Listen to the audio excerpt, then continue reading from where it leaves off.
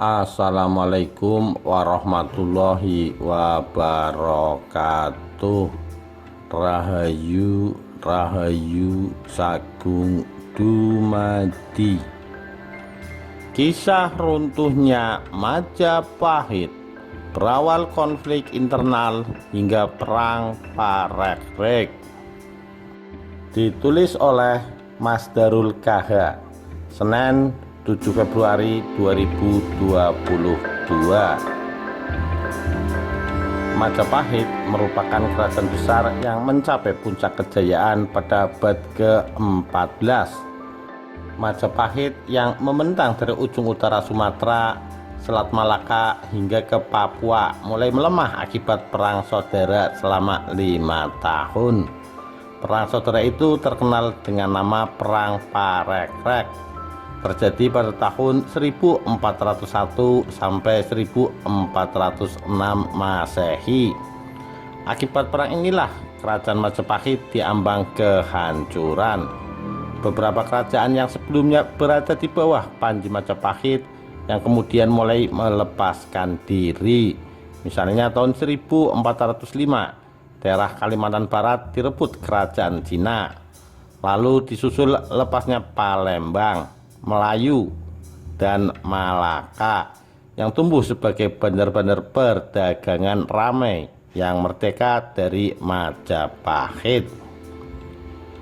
Kemudian lepas pula daerah Brunei yang terletak di Pulau Kalimantan sebelah utara. Hal ini diperparah dengan pemberontakan-pemberontakan yang terjadi setelah Perang Parekrek. Akibatnya perekonomian dan arus perdagangan kerajaan Majapahit menjadi menurun. Setelah wafatnya Hayam Wuruk pada tahun 1389, Majapahit memasuki masa kemunduran akibat konflik perebutan tahta. Kematian Hayam Wuruk dan adanya konflik perebutan tahta menyebabkan daerah-daerah Majapahit di bagian utara Sumatera dan Semenanjung Malaya memerdekakan diri. Pewaris Hayam Wuruk adalah putri mahkota Kusuma Wardani yang menikahi sepupunya sendiri, Pangeran Wikramawardhana. Hayam Wuruk juga memiliki seorang putra dari selirnya, Wirabumi, yang juga menuntut haknya atas tahta. Perang Parekrek diperkirakan terjadi pada tahun 1405 sampai 1406 antara Wirabumi melawan Wikramawardhana. Perang ini akhirnya dimenangi Wikramawardhana, sementara Wirabumi ditangkap dan kemudian dipancung. Tampaknya perang saudara ini melemahkan kendali Majapahit atas daerah-daerah taklukannya di seberang. Di saat yang sama, penguasa kekhalifahan Turki Utsmani Sultan Muhammad pada tahun 1394 sampai 1421 Masehi mulai mengirimkan misi dakwah Islam yang berjumlah 9 tokoh ke tanah Jawa yang dipimpin Syekh Maulana Malik Ibrahim pada tahun 1404 Masehi. 9 tokoh yang kemudian disebut Wali Songo angkatan pertama ini kemudian mendarat di Gresik. Wali Songo angkatan pertama masing-masing Maulana Malik Ibrahim atau Sunan Gresik berasal dari Turki yang merupakan ahli mengatur negara dan berdakwah di Jawa bagian timur. Kedua, Maulana Ishak berasal dari Samarkand dekat Bukhara, Uzbekistan atau Rusia. Dia ahli pengobatan. Setelah tugasnya di Jawa selesai, Maulana Ishak pindah ke Samudra Pasai dan wafat di sana. Ketiga, Syekh Jumadil Kubro berasal dari Mesir. Dia berdakwah keliling. Makamnya di Trowulan, Mojokerto, Jawa Timur. Selanjutnya, Maulana Muhammad Al-Mahrobi berasal dari Maroko. Dia berdakwah keliling, wafat tahun 1465 Masehi. Makamnya di Jatinom, Klaten, Jawa Tengah. Lalu Maulana Malik Israil berasal dari Turki, ahli mengatur negara, wafat tahun 1435 Masehi. Makamnya di Gunung Santri. Kemudian Maulana Muhammad Ali Akbar, berasal dari Persia Iran, ahli pengobatan, wafat pada tahun 1435 Masehi, makamnya di Gunung Santri. Ketujuh, Maulana Hasanuddin, berasal dari Palestina, berdakwah keliling, wafat pada tahun 1462 Masehi, dan makamnya di samping Masjid Banten Lama. Maulana Alayuddin, berasal dari Palestina, berdakwah keliling, wafat pada tahun 1462 Masehi, makamnya di samping Masjid Banten Lama. Yang terakhir, Syekh Subakir, berasal dari Persia, ahli menumbal atau metode ruqyah, tanah angker yang dihuni jin-jin jahat. Setelah banyak tempat ditumbali dengan Raja Asma Suci, maka Syekh Subakir kembali ke Persia pada tahun 1462 Masehi dan wafat di sana. Setelah sampai di tanah Jawa, Syekh Maulana Malik Ibrahim mulai berdakwah dengan mengajak Prabu Brawijaya V, Raja Majapahit kala itu, untuk memeluk Islam. Dakwah ini juga dilakukan oleh 8 anggota Wali Songo lainnya di beberapa wilayah yang menjadi daerah kekuasaan Majapahit.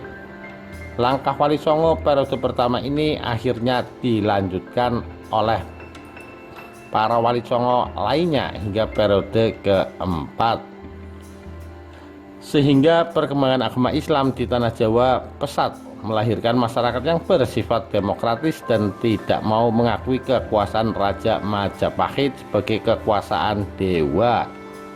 Kehidupan agama Islam mengoncangkan sendi-sendi kehidupan keagamaan dan kepercayaan pada masyarakat Majapahit yang masih menganut agama Hindu, sehingga para adipati yang beragama Islam membebaskan diri dan tidak tunduk lagi pada perintah-perintah Raja Majapahit. Pada masa yang hampir bersamaan di Tiongkok, pada masa dinasti Ming, juga telah berdiri kekuasaan Islam. Bahkan Kekaisaran Tiongkok ini mengirimkan misi ke tanah Jawa yang dipimpin oleh Laksamana Cheng Ho yang beragama Islam. Laksamana Cheng Ho bersama 27.000 pasukannya sempat singgah di Gresik pada tahun 1406 Masehi. Pada saat singgah di tanah Jawa ini, sekitar 170 pasukan Laksamana Cheng Ho tewas dibunuh prajurit Majapahit yang salah paham saat akhir perang Parekrek. Akibatnya Kaisar Cina meminta Raja Majapahit yang berkuasa harus membayar ganti rugi 60.000 tael. Hal ini juga berakibat fatal bagi Majapahit karena kehilangan wibawa dengan kerajaan bawahan. Faktor lain yang membuat kemunduran kerajaan Majapahit pada akhir abad 14 dan awal abad ke-15 karena banyak berdiri kerajaan yang bercorak Islam seperti Kesultanan Samudra Pasai di Aceh, Kesultanan Malaka, Kesultanan Ternate, Tidore, dan Guatalo, yang notabene adalah bekas wilayah kekuasaan Majapahit. Puncaknya Kesultanan Demak Bintoro yang berdiri di Jawa Tengah dan menggantikan kekuasaan Majapahit di tanah Jawa, karena pendiri kerajaan Demak, Raden Patah, dianggap sebagai putra Majapahit yang terakhir. Karena itu sejumlah kerajaan pengikut Majapahit mulai meninggalkan kerajaan Hindu untuk bergabung dengan Demak Bintoro. Runtuhnya kerajaan Majapahit juga disebabkan tidak adanya tokoh besar seperti Raja Hayam Wuruk dan Patih Gajah Mada yang dapat mempersatukan keluarga kerajaan dan kerajaan bawahan serta mempertahankan wilayah yang sangat luas. Secara garis besar ada beberapa penyebab keruntuhan Majapahit. 1. Perebutan tahta setelah Hayam Wuruk wafat pada tahun 1389 Masehi. 2. Konflik perebutan tahta pada perkembangannya berubah menjadi perang besar yang dinamakan Perang Parekrek yang berlangsung pada tahun 1404 hingga 1406. Perang ini sangat merugikan bagi aspek ekonomi, sosial, dan politik Majapahit. 3. Setelah Hayam Wuruk wafat, Majapahit tidak punya sosok raja yang cakap untuk mengelola daerah kekuasaan Majapahit yang sangat luas. Banyak negara melepaskan diri dari Majapahit. 4. Krisis sosial, ekonomi, dan politik di pusat Majapahit mengakibatkan negara-negara di bawah Majapahit memerdekakan diri. Negara tersebut menganggap Majapahit sudah tidak lagi mampu untuk memberikan keuntungan maupun perlindungan terhadap wilayah kekuasaan mereka. Hal ini menyebabkan Majapahit perlahan tidak memiliki kawan.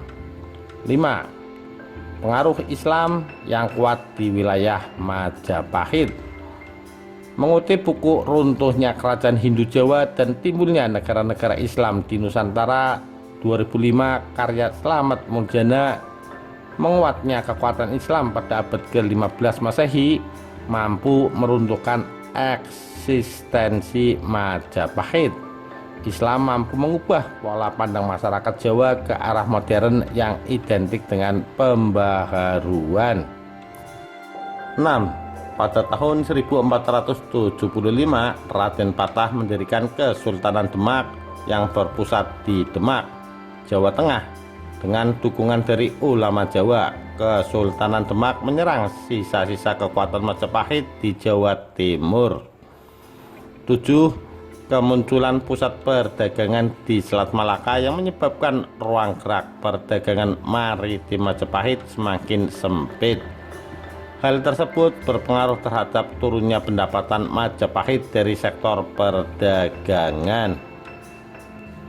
Demikian kisah runtuhnya Majapahit, berawal dari konflik internal hingga perang Parekrek. Sekian, terima kasih. Wassalamualaikum warahmatullahi wabarakatuh. Rahayu Rahayu Sagung Dumadi.